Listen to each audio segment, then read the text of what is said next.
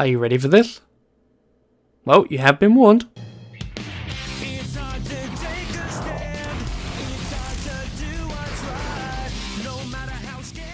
Did you ever watch something when you were younger and you thought it was the bee's knees and all the rage at school? Well, if you did, it was probably Acelightning. Now, before you get your pitchforks, don't get me wrong, I was a big fan of this show when I was a kid. Looking at it now though, I do have to question why. It could have been that this was the best kind of TV you can get back in the day, or it could be the more realistic reason of just, I was so simple-minded at the time that I'd find anything funny, even the Donkey Kong Country show. Wait, shit. Now, the show is focused around this kid who takes the I'm strong but I don't know protagonist type, who somehow during a storm allows the characters from his video game Acelightning to come into the real world, because there was no way the writers could actually get this to make sense. It still doesn't make sense now, to be honest. But from there, you'd meet the main villain Dr. Fear and his wacky crew from the Carnival of Doom, and then the true hero Acelightning. They have a little fight, run away, and Ace becomes friends with the kid. Oh, and there's some running gag from the first episode where Ace doesn't really know his name, and to be honest, I don't really care either. We have to find the Carnival of Doom and send Lord Fear back to prison in the 6th dimension. It's our mission, Marvin. My only mission is to get through my first day of school. And it's Mark. Mark! Mark? See, Mark. Oh, Marvin, I'm starting to hate you already. From here, you start to tick off the rest of the list for this show, with the next character being the girl who is popular but at the same time is on the same level as Martin and actually does have a crush on him and thinks he's the new cool kid. And then you have my favourite character, Chuck. You know how in every kids show you have the typical big kid who gets all the burp, vomit, fart and fat jokes because that's what TV needs? That's basically Chuck. There's no real character behind him, he is just the kid who throws up. You first meet him with them saying about how he vomits all the time. Hey, Chucky up, Chuck. You gonna puke all over the new kid? No, Wayne, I'm not gonna barf today. I took a motion sickness pill. I get car sick. This is a bus. Tell that to my stomach. And from here is what you'd expect from old kids shows. Terrible voice acting, bad writing and bad CGI. But that's not why we're here today. Remember at the start how this is all because of a game he was playing? Yeah, we're going to be looking at that. There were actually 2 games made about this show, first one being a 2D platform for the Game Boy Advance, which I do have, and then the second being a 3D platformer for the PC and PS2. However, because Matthew in the show was actually playing on PC, it only makes sense to play the PC version to get the true experience of this show. So an interesting fact about the PC version of Acelightning was that it was released on November 29th of the year 2002, while the PS2 version was released on the 14th of March in 2003. So does that mean the PS2 version was actually a port of the PC version? So back in the day, PC was the master race, and this has to confirm it. Actually, not quite. When I started the game, I immediately ran into a couple of errors, probably due to how old the game is, and I doubt in 2002 the developers were really thinking, what if there was a Windows 10? I doubt they really thought anybody was going to play this in 2016. Anyway, the only main issues I encountered was I couldn't play it in 1080p on my first monitor, but the second monitor it picked up fine. And the second bug was that if I plugged in the controller I couldn't do anything properly and couldn't jump. So I ended up with this. Man, I can already tell I've chose a great choice for Halloween this year. I mean, it's definitely worth 10p. So from picking up the game, you're introduced to the game's plot via a storyboard with some grade A voice acting. Okay, Fear, here I come, ready or not. Brilliant. Anyway, it seems that the game's developers have went with a lazy route of having no animated cutscenes, and to be fair, when you see the animations in this game, that was probably for the better choice. But instead we get these storyboards, which would actually be fine if it was the sense of a comic book, but they didn't hire an artist for this, so it just looks shit because it's using the in-game graphics, and you see some weird character designs. I mean, look at this. Is that meant to be Lady Illusion? I don't know what it is, but it makes me feel uncomfortable staring at it. Ugh. And the plot for this game starts off fairly similar to the show. Dr. Fear wants to rule the world with the amulet. However, due to him being weak as hell, because let's see, he's a fucking skeleton, instead of trying to fight with his minions, he just ends up running away and losing a piece of the amulet to Ace. And then Dr. Fear has this genius idea of putting all the remaining pieces over the Carnival of Doom with his henchmen, who by this point we know are fucking dumb as shit, and trying to tire Ace out to get his piece back and kill him? Christ, this is worse than my script. So you start off the game like most platformers in the hub world, which you'd expect to be brimming with life because of it being a Carnival of Doom, and it's empty. No basic characters to give tips, no hidden items like most games. Instead, this leaves me with a big map which feels so empty. From here, you pick up the home hub is actually split into 4 different areas, but you have to get so many amulets to go into each area, and after that there's either 2 or 3 subsections with the final level in that area being the boss. After that, you have the final encounter with Dr. Fear. This is going to be an incredibly short game, isn't it? Alright, so we enter the first area, and it's the circus. Right, that seems fitting. The first main boss you'll encounter in this game is the Googler, which again seems fitting with it being the circus and within the Carnival of Doom. Also, if you don't know who the Googler is, he's just some crazy guy with sock puppets. You can tell this was a kids show. But like I mentioned earlier, before you can actually get to the Googler himself, you have to find 2 amulets. Or well, 3 amulets, but the first one you find right outside the circus because it seems Dr. Fear wanted to give you a little push forward before you went anywhere else. Because gee, this game isn't easy enough as it is, am I right? Right, can we just start this fucking game so I can get past this and get on with my life? It's empty. Why is it empty? This is meant to be a platformer where everything's trying to kill you. Where are the enemies? Where's the Googler? Where's Dr. Fear? Where's anyone?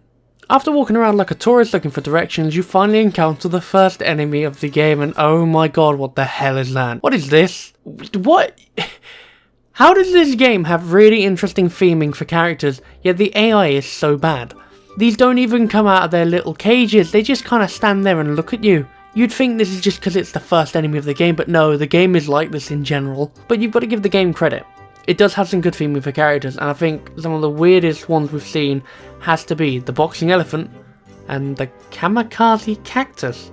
Yep, you definitely heard me right with this one. This game does have suicidal cacti, which are actually faster than you and can almost kill you instantly. How's that fair? I have no idea. Also, whoever the smartass was who decided to make Tumbleweed as an enemy was a clever idea at first, but at the same time you can go fuck yourself.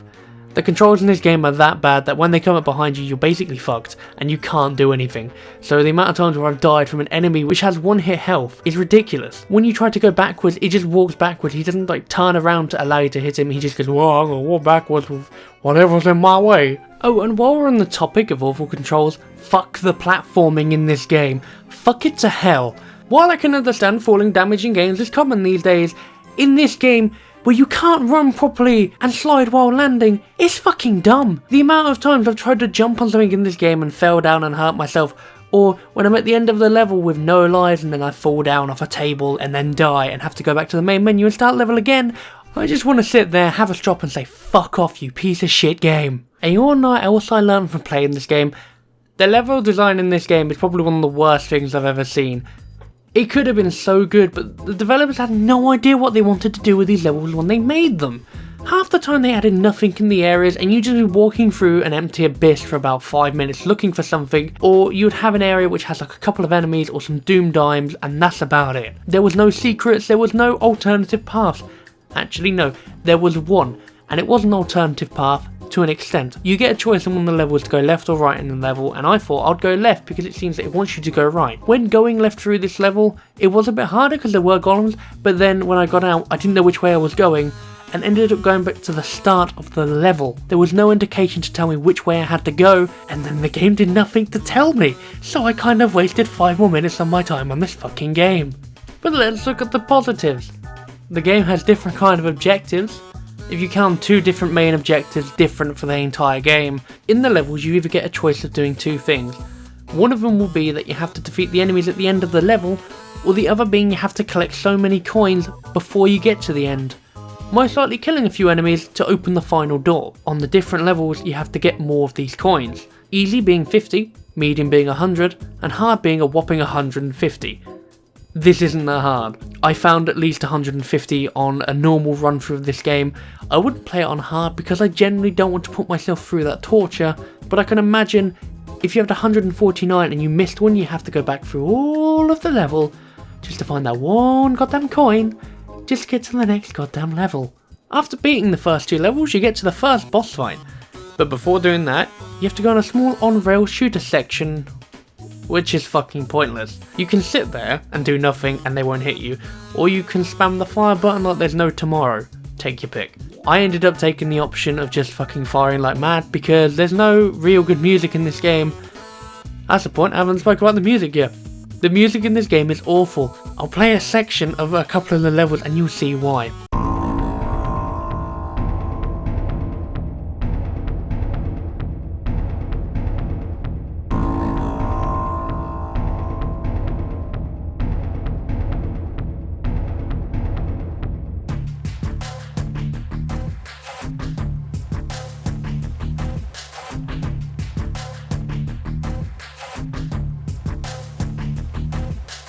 As you can see, the theme tune to this TV show is more interesting than the game's music itself. So once you get past that lovely PowerPoint presentation by the Googler, you get to fight him. And oh my god, this boss fight is the cheapest thing I've ever seen. And this is the only boss fight in the game I actually had any trouble with. The best way to describe this boss is a rip-off or knock-off to Ripperoo. Remember in Crash Bandicoot 1 where you have to time when you hit the TNT, and it's actually fun because it's an easy pattern to remember. In this game, however, they decided to go with a random position every time, and half the time it's not even within the range of the barrel. What's the range of the barrel, you ask? I have no fucking idea, but half the time it didn't hit him. You can't use your lightning rod on this, and you can't hit him. You have to use basically your stun gun. And the animation for when they're stunned is probably the best thing I've ever seen, because it's not even a real animation, they just twanged the model back and forwards constantly. But this boss fight is a pure example of why the AI in this game is so shit, but the other bosses in this game are piss easy. Next up you have Lady Dear God Don't Kill Me, and with her you just have to shoot spiders and then shoot her. Fun. After that you have the Flying Rat, which I can't remember the name and I don't care to find out. With that you just have to have the golem hit the poles or hit him. Piss easy. And then you have Random Virus. Oh my god, if there was not an easier boss I've ever done, it has to be this guy. Shoot the shields to hit him. Oh, that's it. I can't wait to see what the boss fight is. Yes, I actually did beat this piece of shit, purely because I wanted to know if there was anything else on the game itself. What did I find? There was fuck all. So what was the point of even playing it? But you know what? I'll actually show you the ending because this bit is what really pissed me off. Right, so you're getting up to this point in the game where you've got an every amulet and you're about to go into the Carnival of Doom and beat Dr. Fear, and it's the same as the rest of the fucking bosses, it's super shit. The whole show was about fighting Dr. Fear, and it was the biggest thing about it when they had a conflict. The fight of the fucking pilot of the show looked better than this. Two of the enemies are just slapped in for the boss fight and you just shoot them over and over again, they're so easy to kill. And then there's just Dr. Fear who will come in and go, yeah, and then just that's it, you shoot him, he's dead. And do you want to know what you get for beating the game? Nothing. You get fuck all.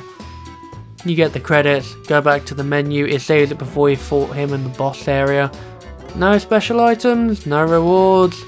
I just wasted 2 evenings after work to play this game for Halloween. It wasn't scary. It was just bad. Oh my god, what a shit game. Now, I did actually mention that I do have the Game Boy Advance version. I used to like this one. I remember playing it a long time ago. So we'll have a quick look to see if it's any better. Well, there seems to be more developers on the start of this boot up, so it means there must be more effort going to get.